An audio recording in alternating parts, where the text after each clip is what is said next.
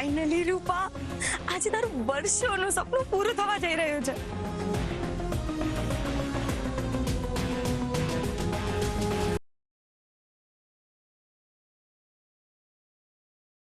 તું પોતાની જાતને સમજે છે શું? આ મોટી મોટી વાતો કરવાનું બંધ કર. મધ્યમ વર્ગના લોકોના આત્મસન્માનને તમે અહંકાર કહો છો કારણ કે તમે પૈસામાં આંધળા છો. આત્મસન્માનના નામે આ જીભાજોડી કરવાનું બંધ કર. આત્મસન્માન શબ્દનો અર્થ તમારી ડિક્શનરીમાં છે જ નહીં. વોટ? શું બોલી તું? હવે એક પણ શબ્દ વધારે બોલીશ ને તો બહુ પસ્તાઈશ. પછતાવો તમને થશે, મને નહીં. મેં મારી ઈચ્છા વિરુદ્ધ આ નિર્ણય લીધો છે એ વાત મગજમાં ઉતારી લેજે.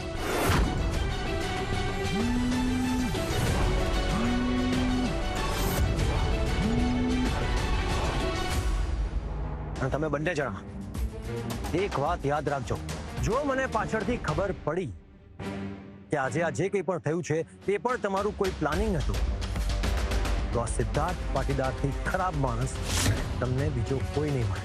મિસ્ટર સિદ્ધાર્થ પાટીદાર, આ તક હું તમને ક્યારેય નહીં આપું.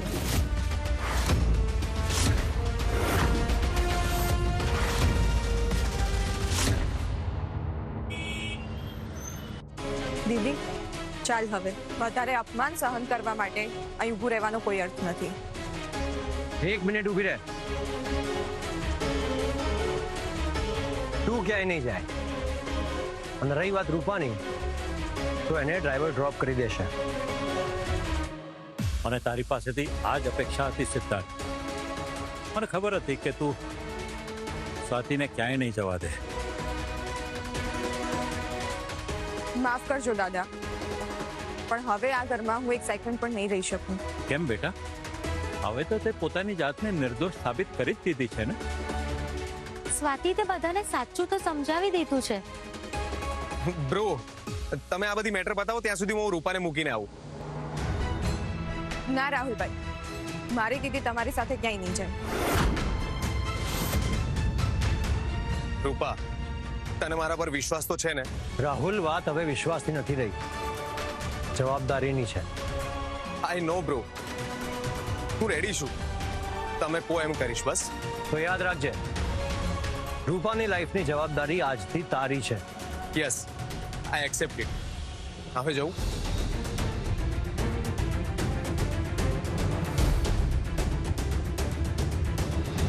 ચલ રૂપા.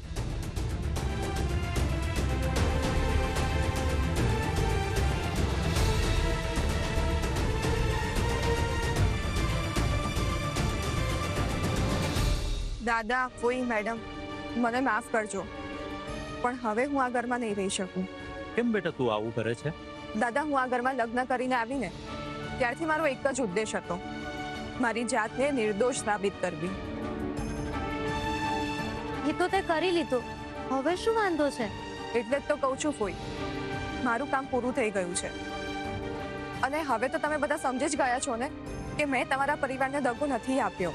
દગો ભલે ના આપ્યો ભાઈ, પણ તું આ ઘરને લાયક તો નથી જ. સાચી વાત છે સિદ્ધાર્થ, તારી અને આ ઘરની કોઈ સરખામણી નથી. એક્ઝેક્ટલી બોન, તું ક્યારેય આ પરિવારને લાયક હતી જ નહીં અને બની પણ નહીં શકે. જો હું લાયક જ નથી તો પછી મને રોકો છો શા માટે? આવા ઈચ્છા વગરના સંબંધો તો ભાર ઉપાડવાની કોઈ જરૂર નથી સિદ્ધાર્થ. હું મારી ફરજ નિભાવી રહ્યો છું. પણ આવી ફરજ મારે કશું નથી સાંભળવું. તારો સામાન મેં અહીંયા મંગાવી લીધો છે, એટલે હવે તું ક્યાંય જવાની વાત ભૂલી જજે. સિદ્ધાર્થ, તું એક બાજુ એની ચિંતા કરે છે અને બીજી બાજુ આવું પણ બોલે છે. દાદુ, હું જે સાચું છે એ કહી રહ્યો છું. વાતો સંભળાવવી એ તેમનો જન્મજાત સ્વભાવ છે દાદા. સીધી રીતે તો એ વાત કરી જ નથી શકતા. તારી જીભ બહુ ચાલે છે, કંટ્રોલ રાખ એની પર.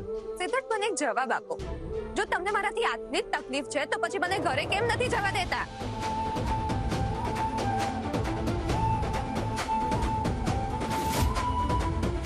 કેમ ચૂપ છો? જવાબ આપો ને. કારણ કે દુનિયા પછી મારા પર આંગળી ઉઠાવશે કે સિદ્ધાર્થ પાટીદારે એની પત્નીને કાઢી મૂકી. અચ્છા, એમ? એટલે તમને મારી ચિંતા નથી, પણ તમને તમારી ઇમેજની ચિંતા છે. કે જે ગણો એ, પણ તું અત્યારે આ ઘરની બહાર એક ડગલું પણ નહીં મૂકી શકે. તમારામાં ક્યારેય કોઈ જ બદલાવ નહીં આવે સિદ્ધાર્થ, કારણ કે તમે એ જ ઘમંડ લઈને બેઠા છો. હવે તો જે દિવસે તમે મને લાયક સમજીને માન સાથે અહીં પાછી બોલાવશો ને તે દિવસે જ પાછી આવીશ. પણ આજે હું અહીંથી જઉં છું.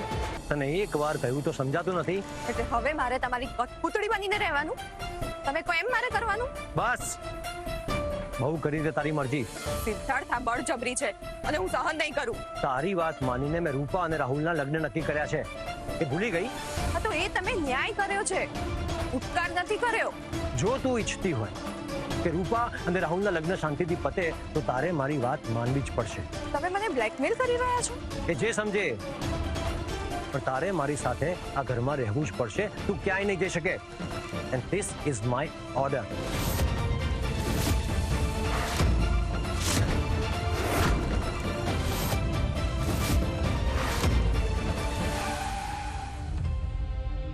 રૂપા, તારું ઘર આવી ગયું. એક મિનિટ રૂપા, મને હજુ પણ વિશ્વાસ નથી કે હું ડેડ બનવાનો છું. થેન્ક યુ સો મચ રૂપા, સૌથી કિંમતી ભેટ આપવા માટે. શું તું આ બધું જ દિલથી કહી રહ્યો છે? Of course yes. આનાથી ગ્રેટ મારા નસીબમાં બીજું શું હોઈ શકે? સાચું બોલજે રાહુલ, શું તું ખરેખર આપણા લગ્ન માટે રાજી થયો છે? હા રૂપા, સાચે જ. તને ખબર છે ને, રાહુલ પાસે એની મરજી વગર કોઈ કામ નથી કરાવી શકતું. પણ સિદ્ધાર્થે તો તારી મિલકત પરનો બધો જ હક છીનવી લીધો છે. રૂપા, એ તો એની જૂની આદત છે પોતાના ઓર્ડર ચલાવવા માટેનો. પણ તને તારા અધિકાર છોડવા માટે તો સિદ્ધાર્થે જ મજબૂર કર્યો ને. તીર બરાબર નિશાના પર વાગ્યું છે. જેવું ધાર્યું હતું એવું જ થયું. રાહુલ, તું કઈ બોલતો તો કેમ નથી? ચૂપ કેમ છે? કંઈક તો બોલ. તો બીજું શું કરું રૂપા? તે મારી સામે ઓપ્શન જ ક્યાં રાખ્યો હતો? અરે મેં શું કર્યું? મેં તો તારા પર ટ્રસ્ટ કર્યો હતો ને. તે ટ્રસ્ટ રાખ્યો, પણ છેક સુધી ના રાખ્યો એ પ્રોબ્લેમ છે. રાહુલ, હવે તું તારો બધો જ વાંક મારા પર ઢોળવા માંગે છે. વાત તોડવાની વાત નથી. વાત એમ છે કે તે મારા પર થોડો ટ્રસ્ટ રાખ્યો હોત અને જો થોડા દિવસ શાંત રહ્યો હોત તો આ દિવસ જ ના આવે. ટ્રસ્ટ? જે માણસ વિની સાથે સગાઈ કરવા જતો હતો એની પર હું ટ્રસ્ટ કેવી રીતે કરું? અરે વિની અને એની ફેમિલીનું પ્રેશર હતું. મારે ના છૂટકે પણ હા પાડવી પડી. તે બધાની સામે મને ઓળખવાની પણ ના પાડી દીધી. એ ભૂલી ગયો? રૂપા, એ બધી મારી મજબૂરી હતી, પણ હું વિની સાથે તો મેરેજ ક્યારેય ના કરે. તારા શબ્દો પર હવે મને 1% પણ વિશ્વાસ નથી. તારો પ્રોબ્લેમ જ એ છે કે તું સિચ્યુએશનને ક્યારેય સમજી જ નથી શકતી. તો હવે તું સમજાવી દે કે તારું સાચું રૂપ કયું છે. મને ખબર જ હતી કે સિદ્ધાર્થને ખબર પડશે એટલે મને રસ્તા ઉપર લાવી દેશે. તો તારે એને પહેલા જ કહી દેવું જોઈતું હતું. જો હું સામેથી માની ગયો હોત તો સિદ્ધાર્થ મને આખી દુનિયા સામે લાલચુ સાબિત કરી દે. એટલે તું ફક્ત તારી ઇમેજ બચાવવા માટે આ બધું નાટક કરતો હતો? જો હું જીદ ના કરત તો ઘરના લોકો મને પ્રોપર્ટીમાંથી હટાવવા માટે તૈયાર જ હતા. તો પછી હવે શું બદલાયું છે? અત્યારે પણ તારી પાસે ક્યાં કંઈક છે? તે મને જો એકવાર પણ જણાવ્યું હોત ને તો આખી દુનિયા સામે લડીને પણ મારા બાળકને હક અપાવત. પણ તે તો જઈને પેલી સ્વાતિને કહી દીધું. તો શું કરત હું? એ તો ખબર નહીં, પણ સ્વાતિને કહીને તે બહુ મોટી ભૂલ કરી છે. અરે એને તો મને હિંમત આપી છે લડવાની. સ્વાતિએ તને હિંમત નથી આપી. એણે તો તારી લાચારીનો ભરપૂર ફાયદો ઉપાડ્યો છે. આ તું શું બોલે છે રાહુલ? બહેન છે મારી. જે સિદ્ધાર્થ સ્વાતિને ઘરમાં નતો રાખવા માંગતો, આજે તે એને માથે ચડાવીને ફરે છે. એ સ્વાતિની જીત છે, એમાં મારું કોઈ જ નુકસાન નથી. તારી બહેને તને નાની કરી દીધી છે અને પોતે પાટીદાર પરિવારની મહારાણી થઈને બેઠી છે. એવું કઈ જ નથી. સ્વાતિએ હંમેશા મારું ભલું જ ઈચ્છ્યું છે. તો આખી જિંદગી એની દાસી બનીને એના પગમાં જ પડી રહે છે. That is impossible. તું ફરી જૂઠું બોલી રહ્યો છે. હું જૂઠું નથી બોલતો, તારી બહેન બોલે છે. એણે તારી સાથે કેટલી મોટી ગેમ રમી છે એની તને ગંધ સુધા પણ નથી.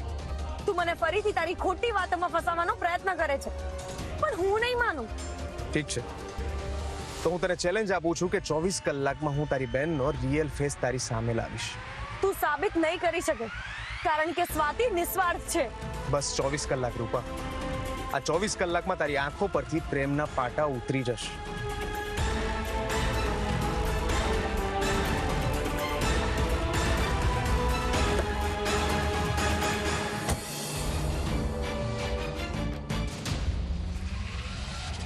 મન તો થાય છે કે આના પર ગાડી ચડાવી દો એટલે જડ મૂળથી જ પ્રોબ્લેમ સોર્ટ થઈ જાય.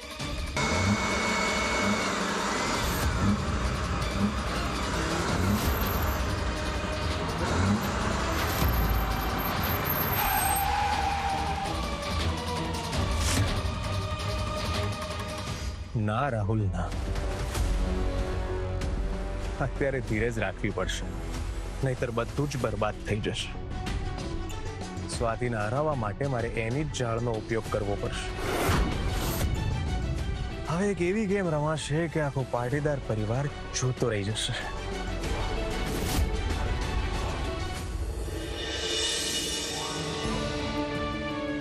પપ્પા,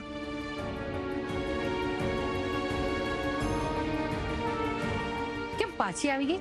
એ લોકોએ તને ઘરમાં ના રાખી? મમ્મી, પપ્પા, મને રાહુલે સ્વીકારી લીધી છે.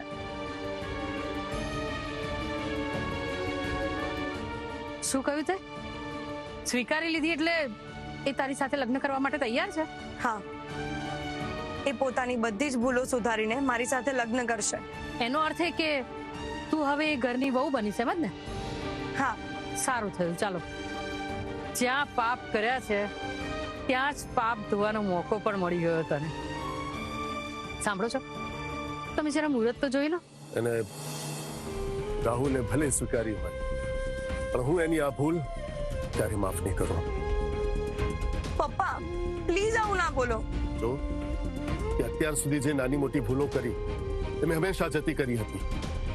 પણ આ વખતે તે જે કુકર્મ કર્યું છે એનાથી પડેલા ડાઘની કાળાશ હું ક્યારે ધોઈ નહીં શકું. હા પપ્પા, હું માનું છું કે મેં ભૂલ કરી છે, પણ હવે તું એ ભૂલને સુધારી રહી છું ને. કાગળ પર પડેલી કરચલીઓ કાયમી હોય છે, એના પર ગમે એટલી સ્ત્રી ફેરવો પણ એ જતી નથી. અમુક ભૂલો એવી જ હોય છે. પણ પપ્પા, તો તારી જે હરકતોને કારણે મેં જે આબરૂ ગુમાવી છે એ ક્યારે પાછી નહીં આવે. જે થયું એ ભૂલી જાઓ. એનું ઘર વસે છે તો રાજી થાઓ. ના વંદના, તું એને માફ કરી શકીશ પણ હું નહીં. એના લગ્નની વાત તો દૂર, હું એની એક પણ વિધિમાં હાજર નહીં રહું. આજથી તારો બાપ તારા માટે મરી ગયો છે. આજથી તારો મારો કોઈ સંબંધ નથી.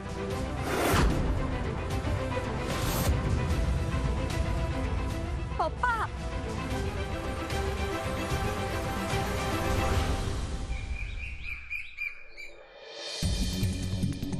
શું વાત હતી પપ્પા? કેમ અચાનક આમ ઉતાવળે બોલાવી મને? મારા પરિવારના ભવિષ્ય માટે મેં અતિ મહત્વનો એક નિર્ણય લીધો છે. તો આ છોકરીનો અહીંયા શું કામ છે? દાદા, જો મારી હાજરી નડતી હોય તો હું જઉં છું. ના સ્વાતિ, તું રોકાઈ જા અહીંયા. આ નિર્ણય જેટલો અમારા માટે છે એટલો જ તારા પિયર માટે પણ છે. એટલે મેં નિર્ણય લીધો છે કે રાહુલ અને રૂપાના લગ્ન 2 દિવસમાં જ કરવા પડશે. 2 દિવસ? પણ એ કેવી રીતે થશે? હા દાદુ, આટલી ઉતાવળ કરવાની શી જરૂર છે? જલ્દી લગ્ન કરવા માટેનું કારણ માત્ર એટલું જ છે કે રૂપા પ્રેગ્નેન્ટ છે. સમાજમાં કોઈ છોકરી વગર લગ્ને માં બને એનો અર્થ તમને સારી રીતે સમજાય છે. દાદુ, હું રૂપાની સિચ્યુએશન સમજુ જ છું, પણ જો સિદ્ધાર્થ, અત્યારે હું આપણા પરિવાર કે આચાર્ય પરિવાર વિશે નથી વિચારતો. અત્યારે હું વિચારું છું રૂપાના ભવિષ્ય વિશે. લગ્ન પછી આ વાતની ખબર પડશે તો એનો વાંધો નથી, પણ લગ્ન પહેલા આ વાતની ખબર પડે દુનિયાને તો. મોમ, આઈ થિંક દાદુ ઇઝ રાઈટ. આ સિચ્યુએશન ખરેખર બહુ ક્રિટિકલ છે. આ મીડિયા ઓલરેડી આપણા પરિવાર પાછળ પડી છે.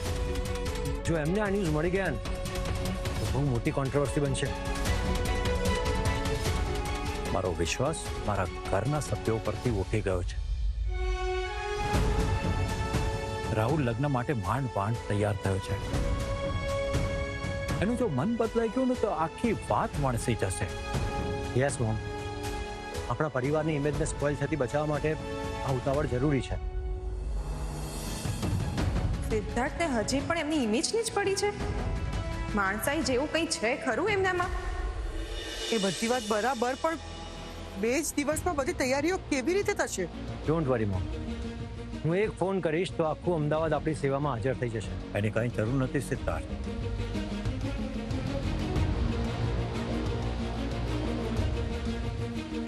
આ વાતને ગંધ કોઈને ના આવી જોઈએ. વોટ? એટલે આપણે કોઈને આમંત્રણ નહીં આપીએ? ના, લગ્ન તો થશે જ, પણ પાડોશીઓને પણ એની ખબર ના પડવી જોઈએ. હા, લગ્ન પછી આપણે બધાને જાહેર કરી દઈશું. પણ દાદુ, રિલેટિવ્સ કે બીજા કોઈને ન બોલાવવાનું કારણ? જો આપણે ઢોલ વગાડીશું તો પ્રેસ વાળાઓ મનમાં આવે એવી રીતે વાર્તાઓ બનાવીને ફેલાવશે. રાઈટ. એ લોકો તો એમ જ કહેશે કે કોઈ પ્રોબ્લેમ થયો હશે એટલા માટે જ આપણે આટલી ઉતાવળ કરતા હશું. અને એટલે જ આપણે બિઝનેસ પાર્ટનર્સ અને સંબંધીઓને બોલાવીને વધારે તકલીફો નથી વોરવી. એટલે બધું જ ઘરના સભ્યો વચ્ચે પતાવી દઈશું. આજ તો એક રસ્તો છે, જેથી રૂપાનું સન્માન અને પાટીદાર પરિવારની લાજ સચવાય.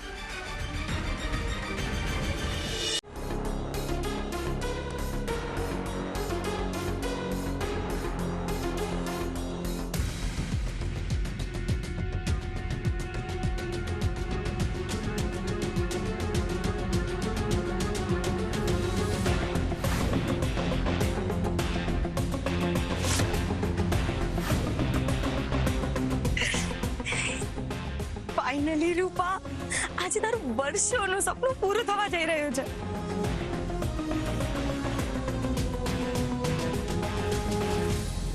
જો લગ્ન મંડપમાંથી ભાગેલી છોકરીનું સન્માન બચાવવું અપરાધ હોય તો હું એની જવાબદારી લેવા માટે તૈયાર છું. પણ આ ઘર કે બિઝનેસમાંથી એક પણ રૂપિયો લીધા વગર હું એની સાથે મેરેજ કરીશ. રાહુલે તો મિલકતમાંથી ભાગ લેવાની જ ના પાડી દીધી છે.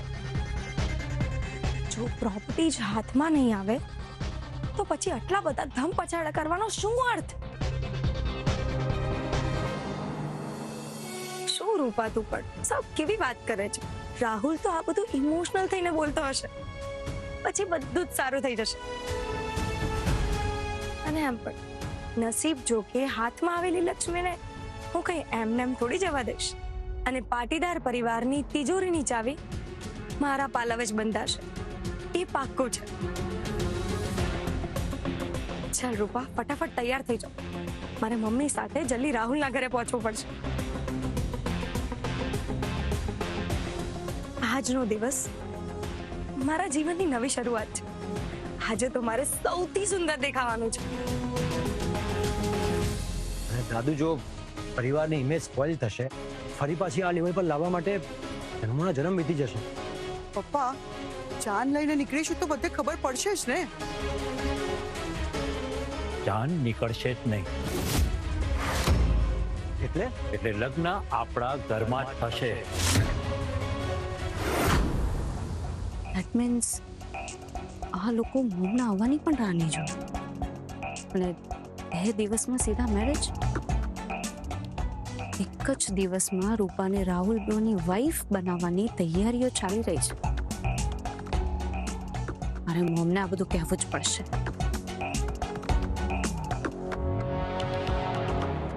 દાદાની વાત સાચી છે. જેટલા જલ્દી થાય એટલા જલ્દી મેરેજ કરી લેવા જોઈએ. કેમ કે જો રાહુલભાઈ ગમે ત્યારે ના પાડશે ને તો મારી દીદીને તો જીવતે જીવ નર્ક જોવાનું થાય ને. ના ના, હું એવું નહીં થવા દઉં. જો રાહુલ ભાગી ગયો કે એને લગ્ન કરવાની ના પાડી તો પાટીદાર પરિવારની ઇમેજ સાવ સ્પોઇલ થઈ જશે. પાટીદાર પરિવારની ઇમેજ જ એમના માટે એમનો જીવ છે. અમે તો કંઈ છીએ જ નહીં. અને મેરેજ પહેલા પ્રેગ્નન્સીની ન્યૂઝ પણ મીડિયામાં ના જવી જોઈએ. રાહુલ પાટીદાર ડાયમંડ્સનો બોર્ડ મેમ્બર છે. જો માર્કેટમાં આ વાત ફેલાઈ તો એનો શેર ડાઉન થઈ જશે. લો, હવે અમને બિઝનેસની પડી છે. આમના માટે ક્યારેક એમ ફીલ થાય છે કે સારા છે, પણ બીજી જ સેકન્ડે ખબર પડે કે સારા છે એ તો મારો ભ્રમ છે અને ખરાબ છે એ જ હકીકત છે.